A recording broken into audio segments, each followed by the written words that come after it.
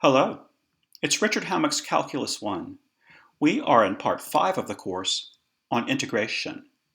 We began Part 5 with lectures 38 and 39a, b, and c on antiderivatives and indefinite integrals. Today in Lecture 40, we'll talk about area. Area may seem like it has little to do with antiderivatives, but in fact it's very closely connected. To indicate why, let me give you an overview of Part 5 of the course, where we've been and where we're going. Part 5 is concerned with two seemingly unrelated themes that have a surprisingly close connection.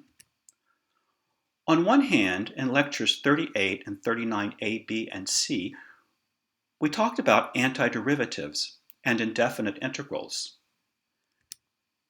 Today, we'll talk about area under a curve.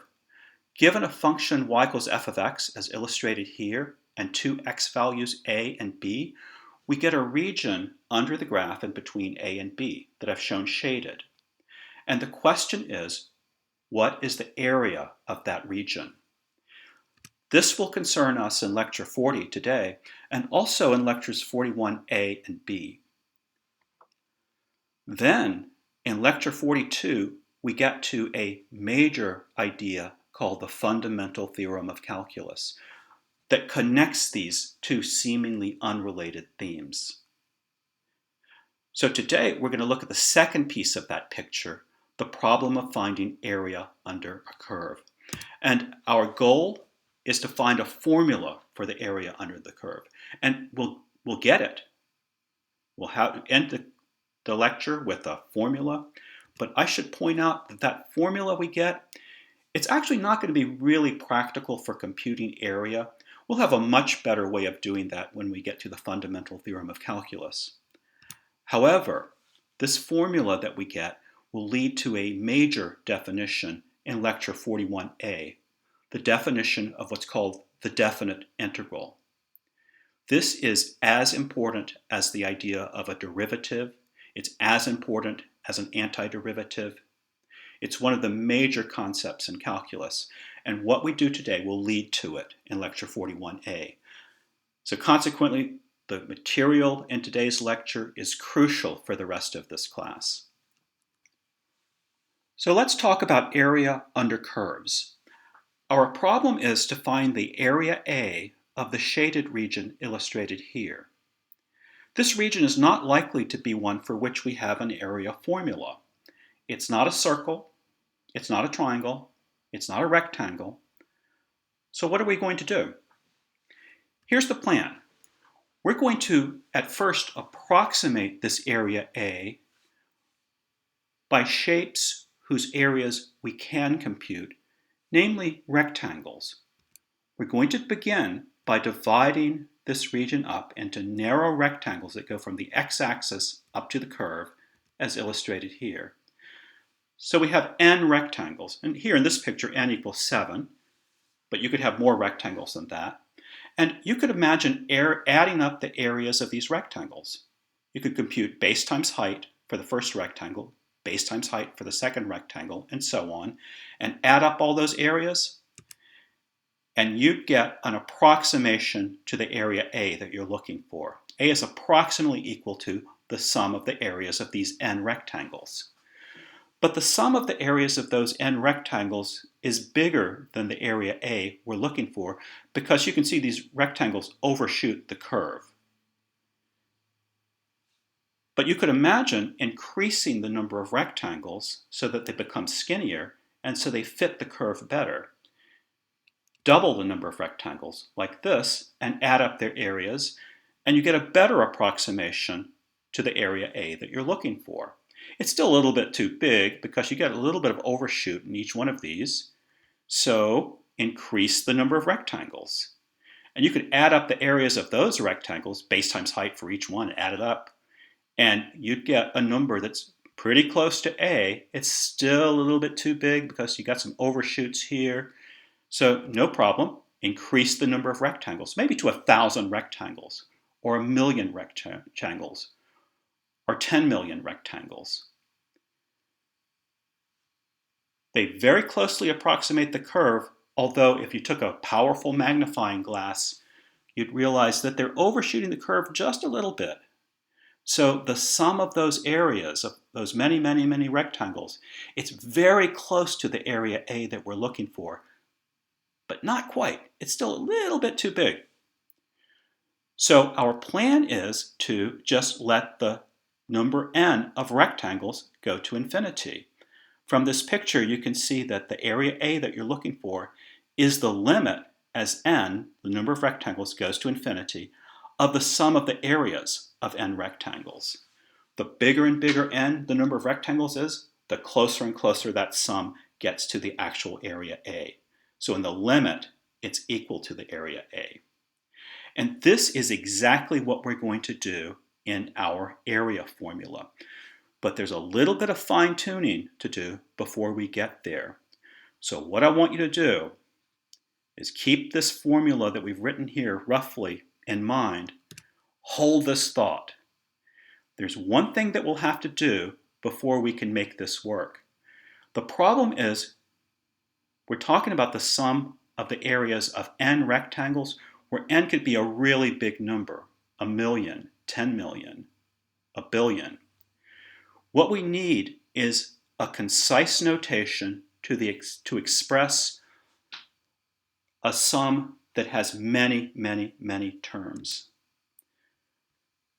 To carry out this plan, we need a notation for sums with many terms. And we're going to take a little bit of a detour here. For the next few slides, we'll talk about that notation. And once we get it under control, we're going to come back and fine-tune and develop this area formula fully. The notation that we're going to develop is called sigma notation. Here's how it works. Imagine f as a function and n as a positive integer. And think of n as being something pretty big like 1,000. Imagine writing the sum f of 1 plus f of 2 plus f of 3 plus f of 4 plus so on all the way up to plus f of n. So if n were 1,000, this sum would have 1,000 terms in it, and you would not want to write the whole thing down. Here's the notation that we're going to use to express that very big sum. It has a Greek letter sigma in it, which you should think of as standing for sum. Below that is a k equals 1, above it is an n, and it's followed by f of k.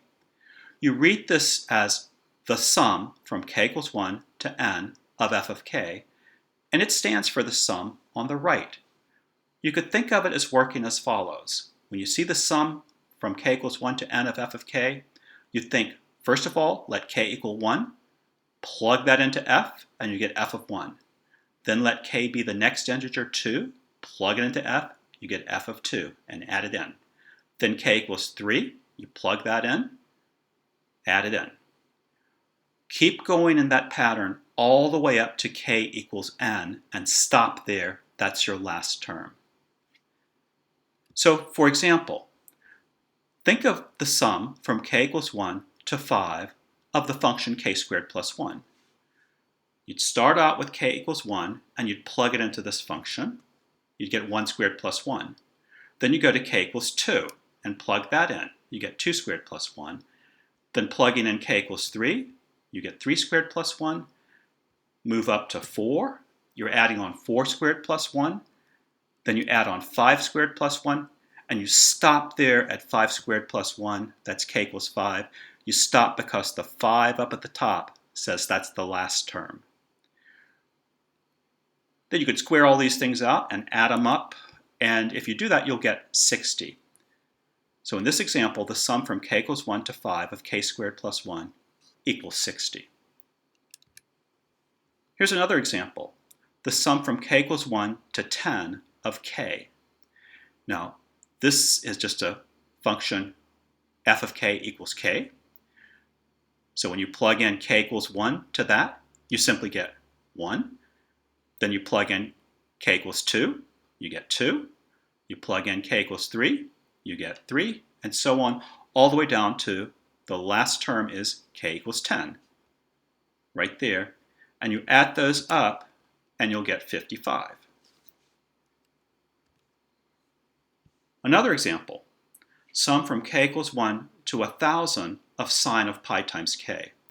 Now, this looks like it might be really bad, but if you think about it, k is an integer, so sine pi times k, that's going to be equal to 0.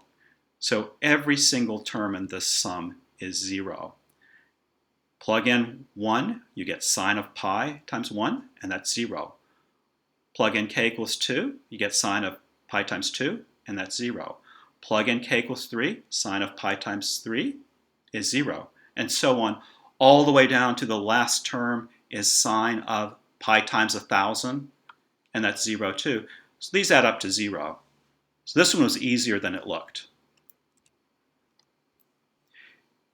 Here's another one, the sum from k equals 1 to 10 of 2. Now that may look a little bit confusing because you're expecting to see an f of k here. Where's the k? Well, if it looks confusing, think of that 2 as being 2 plus 0 times k. So we start adding those things in. Every term would be 2 plus 0 times k, or just 2. And you do that from k equals 1 to 10. Each term is equal to 2, so 2 plus 2 plus 2, 10 times is 20. Now I want to illustrate something up here that you should be aware of, but we're not going to see it too much. You don't always start at 1. You could have something like the sum from k equals 3 to 5 of k squared plus 1. It's kind of like the one that was above here, but you start off with k equals 3 rather than k equals 1. So in this sum, you plug in a 3, you get 3 squared plus 1. Then you plug in a 4, you get 4 squared plus 1. Then you'd go to the next integer, plug in 5, you get 5 squared plus 1. And you'd stop right there because you went up as high as k equals 5. And you're done. You add those up and you get 53. So this is the way that sigma notation works. Of course, when you're using sigma notation, the sums can potentially have many, many terms in them. So it's helpful to have some formulas that tell you what the sums add up to in specific instances. And I'll give you a list of some formulas. The first one is really simple. It's for the sum from k equals 1 to n of c, where c is just a constant. Think about this as being the function f of k equals c right here. So whatever k you plug in, the output is just c. So this sum is equal to c plus itself, a total of n times, which equals n times c. So for instance, the sum from k equals 1 to 10 of 7 would be 7 added to itself 10 times, or just 10 times 7, or 70. Here's another useful formula. It's for the sum from k equals 1 to n of k, which stands for the sum 1 plus 2 plus 3 plus all the way up to plus n. It turns out that this is equal to n times n plus 1 over 2, where n is the number that's right here. And I'll show you why this works. The sum 1 plus 2 plus 3 plus all the way up to plus n is the number of squares in this stair-stepped shaped region. 1 square in the first column, plus 2 squares in the second column, plus 3 squares in the third column, and so on to n squares in the nth column. Take a duplicate of this shape and turn it upside down and put it on the top like this, so they fit together on that stair step. You get a rectangle that's n squares by n plus 1 squares. So the total number of squares in this rectangle is n times n plus 1. The blue squares, which account for this sum, are exactly half of the squares in this rectangle. In other words, n times n plus 1 over 2. And that's why this formula holds true. As an example, think of the sum from k equals 1 to 10 of k, which is 1 plus 2 plus 3, all the way up to plus 10. And if you remember, we worked this out on the previous slide by hand. We got a value of 55. Let's double check that with this formula. According to the formula, the sum from k equals 1 to 10 of k, where n equals 10, should be 10 times 10 plus 1 over 2. That's 10 times 11 over 2, and that's 55. So we've done this sum in two ways, by hand on the previous slide, and here we used a formula to get the answer. So you can imagine taking the sum from k equals 1 to a million of k. You wouldn't want to add those terms up, but the answer would be a million times a million plus 1 over 2, which you could do really quickly. Here's our next formula. It's for the sum from k equals 1 to n of k squared. In other words, 1 squared plus 2 squared plus 3 squared, all the way up to plus n squared. Turns out this equals n times n plus 1 times 2n plus 1 divided by 6, which may look a little strange, but that's what it works out to be. Now there are some nice diagrams similar to the one we did here to show you why this holds true, but I'm not going to do it here. I'm just going to state this formula. If you're interested, you can look those up online or in other resources, and you can find them.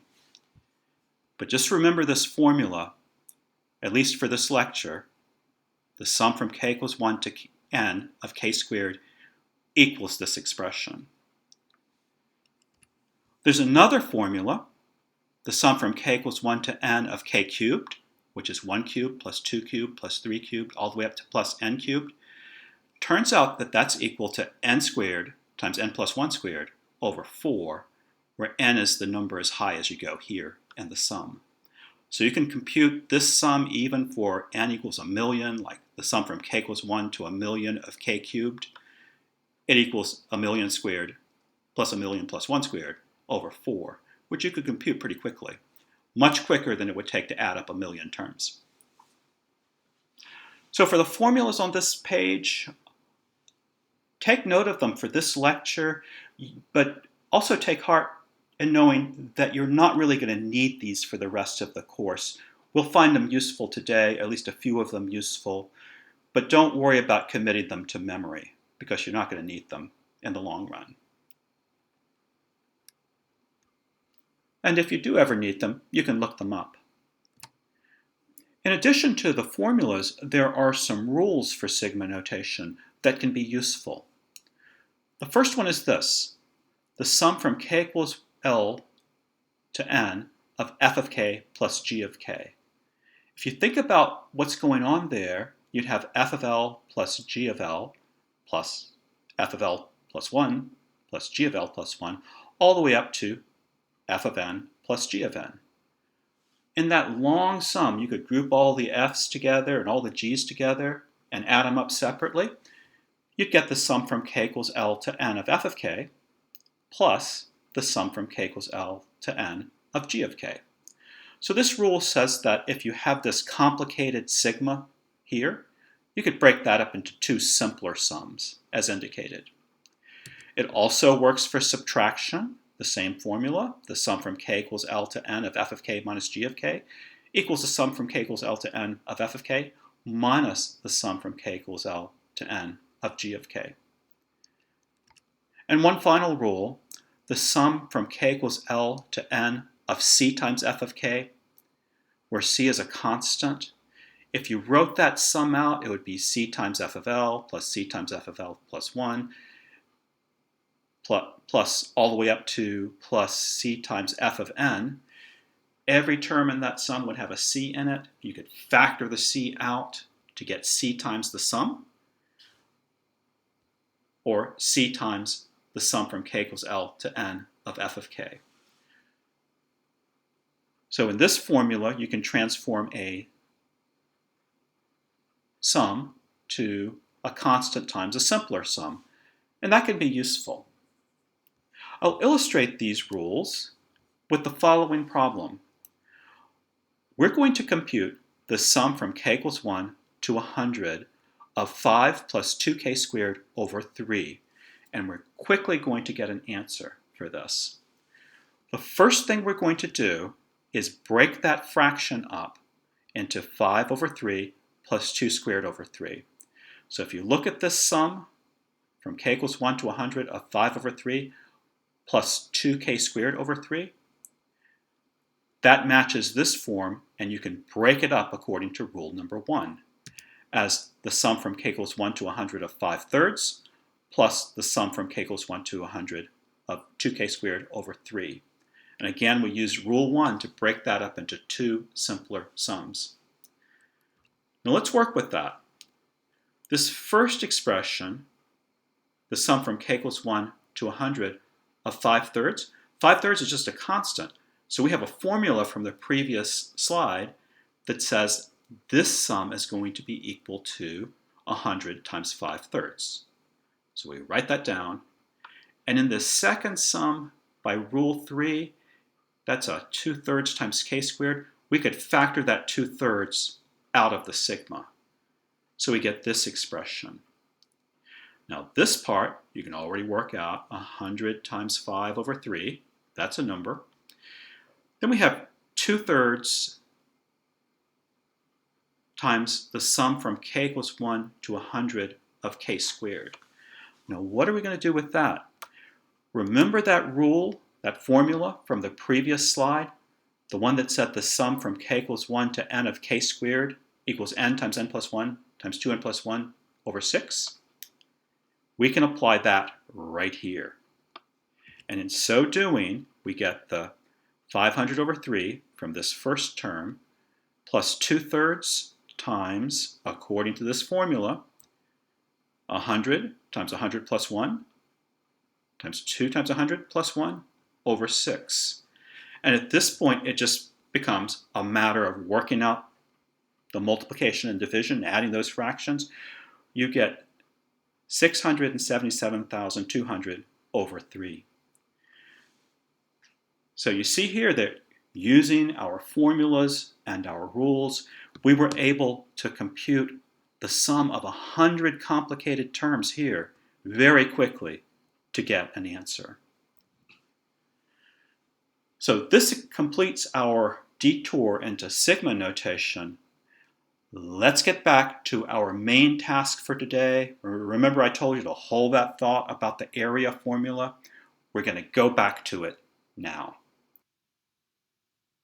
We now have all the tools we'll need to actually find areas under curves. And I'll tell you what I'll do. I'm going to start with an example of a specific function, and then once we're done with this example, we'll extrapolate from it a formula that works for all functions. In this example, we're dealing with the function f of x equals x squared. Consider the problem of finding the area of the region under the curve and between x equals 0 and x equals 2, the area A of this shaded region. And remember, our plan was, and still is, to divide this area up into narrow rectangles and add up their sums. So let's let n be an integer that stands for the number of rectangles. The first thing we'd have to do is to divide the interval from 0 to 2 into n equal-sized pieces, as illustrated here. Now in so doing, we've taken the distance from 0 to 2, that length of 2, and divided it into n pieces. So the width of any one of these pieces is 2 divided by n. And let's call that width delta x. So delta x, which equals 2 over n, is the base of each one of our rectangles. The next thing we need to do is think about the heights of those rectangles. And for that, remember, we're going to plug in these tick marks into the function to go up to the curve. So we need numeric values for each of these tick marks so we can plug them into f. Think about the first tick mark right here. That's a distance of delta x past 0, which is just 2 over n. So this point right there is 2 over n. Our second tick mark is twice delta x past 0, so that's 2 times 2 over n. The third tick mark is 3 times delta x, which is 3 times 2 over n, and then 4 times 2 over n, and so on in this pattern. The kth tick mark, where k is any number between any integer between 1 and n, would be k times 2 over n. all the way up to the very last tick mark, the nth one, would be n times 2 over n. The n's cancel. That's just equal to 2. So now that we've got these numeric values for the tick marks, we can start plugging them into the function to get our rectangle heights. So this first rectangle has height f of 2 over n. So that's that one. Then we go to the second rectangle. For its height, we take f of 2 times 2 over n. That's our second rectangle. Then our third rectangle, fourth, and so on in this pattern. Here's our kth rectangle, which I've highlighted in a slightly darker shade of gray. That's our general rectangle. That could be any k between 1 and n. Continuing in this fashion, you get all the way up to your nth rectangle. And in this picture, it happens that n equals 10 rectangles. The next thing we're going to do is we're going to calculate the area of each of these rectangles. And think about the general rectangle number k, where again, k could be any number between 1 and n. What's its area? Well, the area of rectangle k would be its height times its base. Its height is f of k times 2 over n, and its base is delta x. Let's fine-tune that. F is the function x squared, and delta x is equal to 2 over n.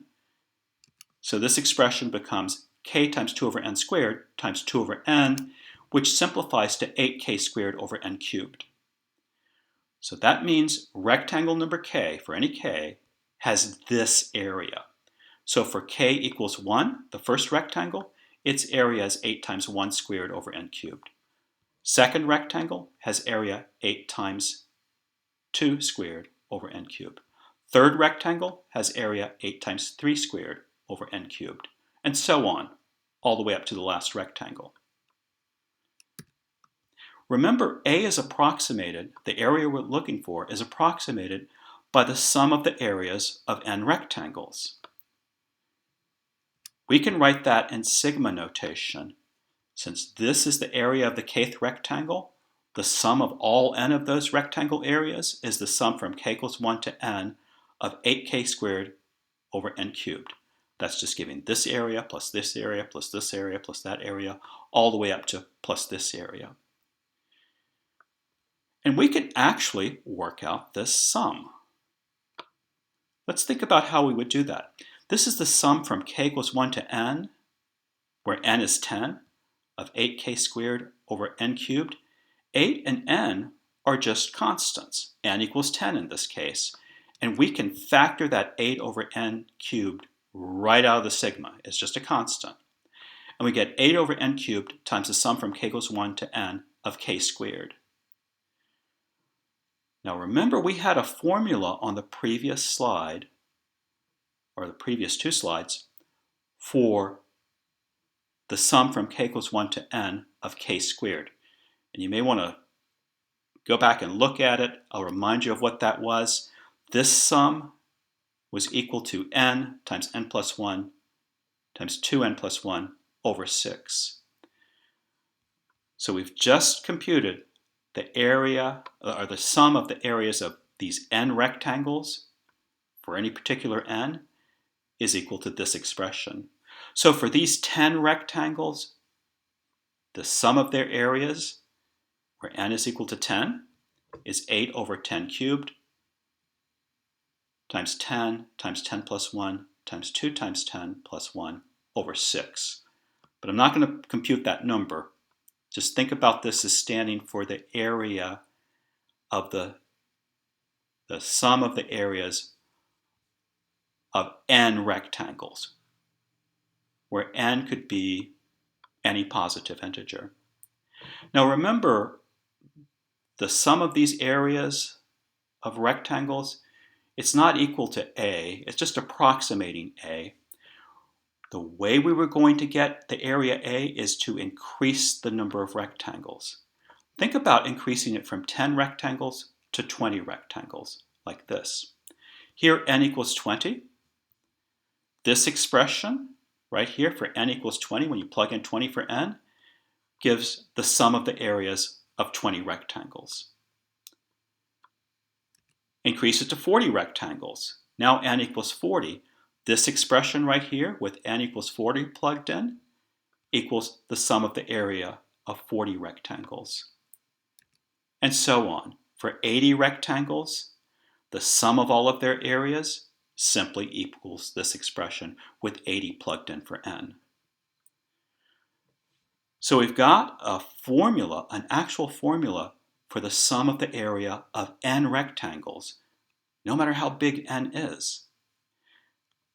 Now our plan was to get a exactly by taking the limit as n goes to infinity of the sum of the areas of n rectangles. Because the bigger and bigger n is, the better and better they approximate that curve. So this would be the limit as n goes to infinity of the sum of the areas of n rectangles, which equals this. So we get the limit as n goes to infinity of 8 over n cubed times n plus 1 times 2n plus 1 over 6. And I'm going to regroup that a little bit. Let me bring that n cubed over here. And I'll take the 6 out there and keep the 8 on the outside.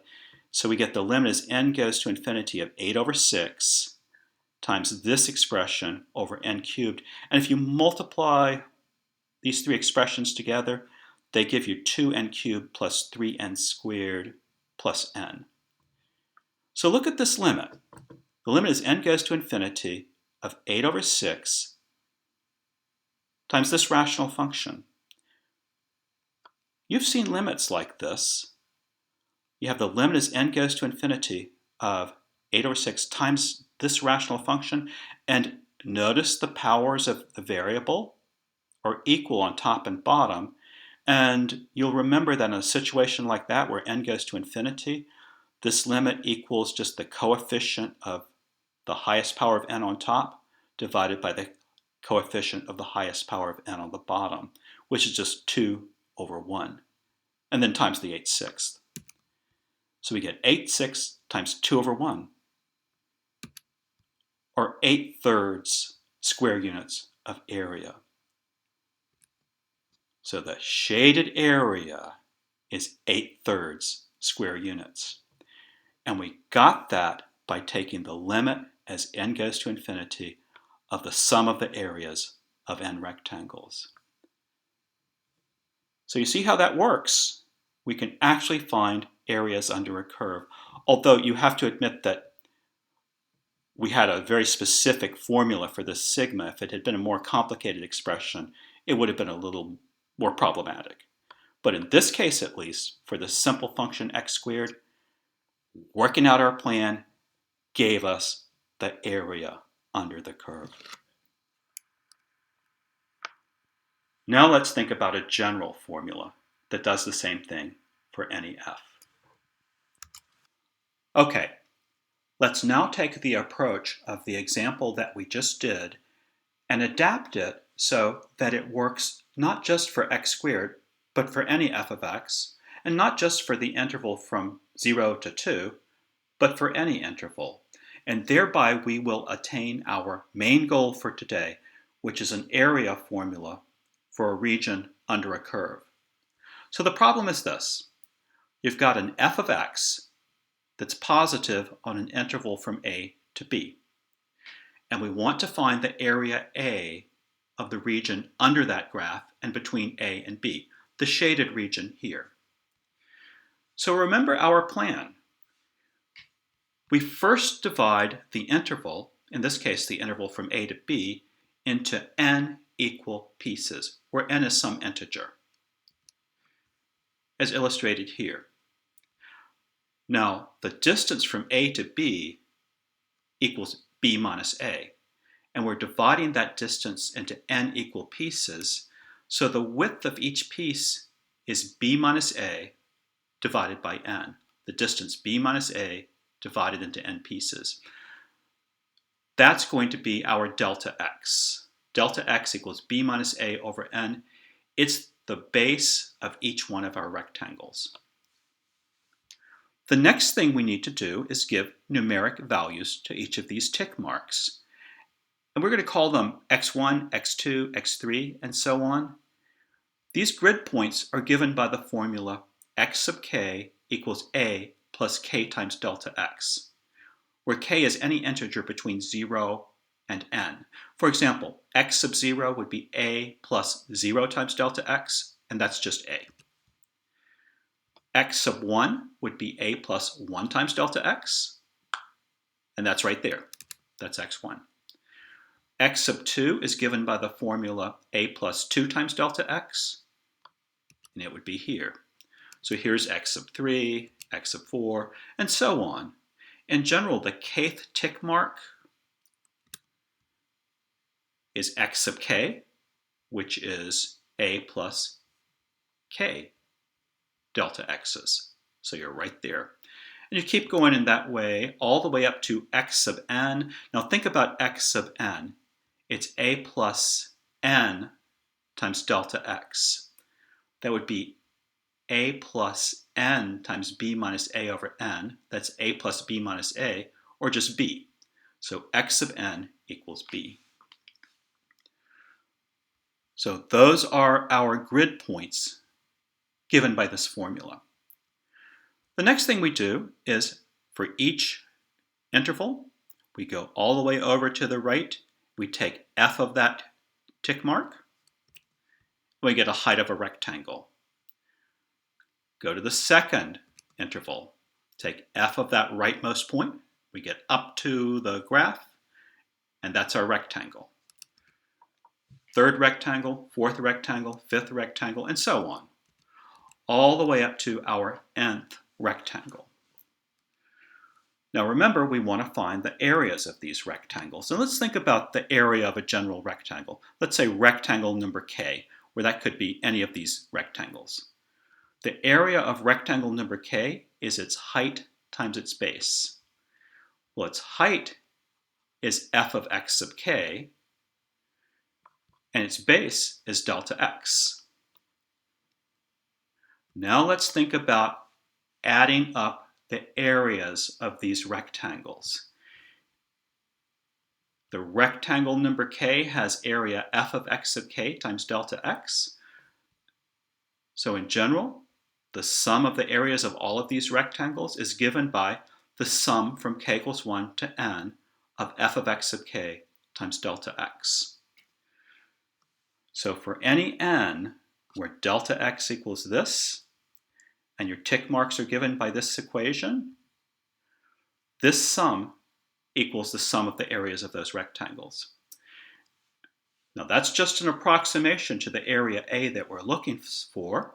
Of course, we have to let the number of rectangles approach infinity, but in so doing, whatever n is, this sum represents the sum of the areas of those n rectangles. So in this picture, maybe it's 100 rectangles.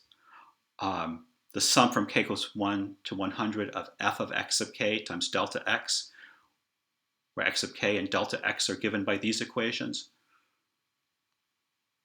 That's the area of all of those rectangles added together. And you can see that's a very good approximation to the area A that we're looking for. So to get the area A exactly, we would take the limit as n goes to infinity of this sum. And that's our area formula. In general, the area under y equals f of x between x equals a and x equals b is a equals the limit as n goes to infinity of the sum from k equals 1 to n of f of x sub k times delta x, where again delta x is given by this formula, which gets smaller and smaller the bigger n gets, and the x sub k's are given by this formula. So this is our formula for area under a curve. And you can imagine this limit might be hard to work out in general, and it is. But the point is we have an area formula which is going to be very significant for us. This formula is our main goal for today. So here's a recap and a look ahead We've just derived an area formula for the area A under a graph of f of x between a and b. The area A is equal to the limit as n goes to infinity of the sum from k equals 1 to n of f of x sub k times delta x, where x sub k and delta x are given by these two equations. Now again, that's hard to work out, but it's going to be, for us, a significant formula. Coming up in lectures 41a and b, and especially in lecture 41a, we're going to define the definite integral, a major concept in calculus which takes this formula as its starting point. It builds on this idea.